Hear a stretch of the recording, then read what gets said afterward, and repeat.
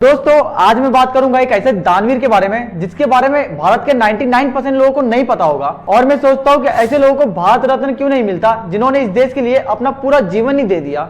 तो दोस्तों आज हम बात करेंगे कल्याण सुंदरम जी के बारे में, जिन्हें अमेरिका और यूएन ने उनके काम को देखकर, उनके निस्वार्थ काम को देखकर उन्हें मैन ऑफ द मिलियनर का खिताब दे दिया। लेकिन दुर्भाग्य की बात है कि कल्याण सुंदरम के बारे में हमारे देश के अंदर कोई भी नहीं जानता और आप में से बहुत ही कम लोगों ने सोशल मीडिया साइट पे उनके बारे में कभी देखा होगा और कभी सुना भी होगा। दोस्तों आज के समय पे 200-300 करोड़ कमाने वाले लोग 1-2 करोड़ दान करके कैसे पब्लिसिटी करते हैं कि हमने इतने पैसे दान किए लोगों के पुण्य कर्म के लिए, लेकिन समाज के लिए 30 करोड़ से भी ज्यादा पैसे दान देने वाले कल्याण सुंदरम के बारे में हमारे देश में आज 1% से भी कम लोग जानते होंगे। तो दोस्तों आज की वीडियो में हम बात करेंगे द मैन ऑफ मिलियनर के नाम से प्रसिद्ध कल्याण सुंदरम के बारे में, जिन्हें अमेरिका तक लोग जानने लगे थे, जिन्होंने अपने पूरे जीवन में जितने भी पैसे कमाए सब दान कर दिए। तो दोस्तों चलिए शुरुआत से शुरू करते हैं कि कल्याण सुंदरम जी का सफर कहां से स्टार्ट हुआ। तो साल 1962 में कल्याण सुंदरम जी मद्रास यूनिवर्सिटी से अपनी लाइब्रेरियन की शिक्षा प्राप्त कर रहे थे। उसी दौरान भारत चीन युद्ध भी अपनी चरण पे चल रहा था।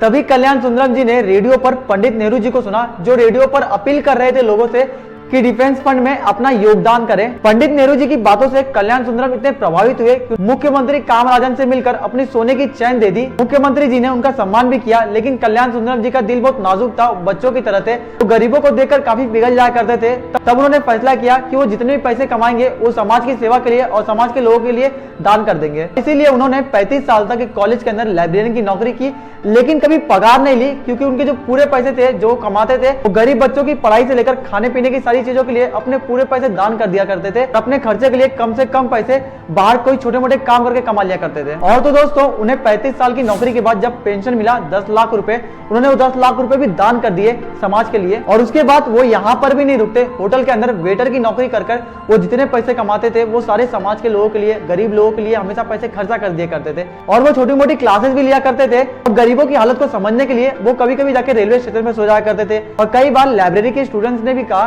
कि हमने आप जैसे एक आदमी को स्टेशन पे सोता हुआ देखा। तो ये बात सुनकर वो मुस्कुराकर वहां से चल जाया करते थे। सोचिए इतना कुछ करने के बाद भी भारत सरकार ने कभी इनके ऊपर कोई संज्ञान नहीं लिया, कभी इनके बारे में कुछ पता नहीं किया, लेकिन वहीं अमेरिका तक इनकी बात होने लगी थी। और एक अमेरिकी संस्था ने इनके काम को देखकर 30 करोड़ रुपए दान दिए।